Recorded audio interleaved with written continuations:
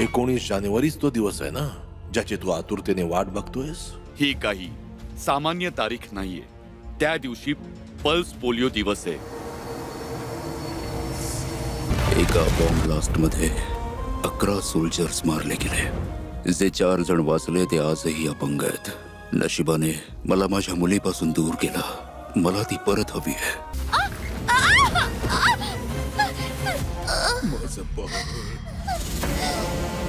या बॉडीजना तुम्ही तसंच हाताळायचंय जसं तुम्ही व्हायरस इन्फेक्टेड बॉडीजना हाताळतात. हा खूप वेगळा आणि भयंकर खेळ होणार आहे.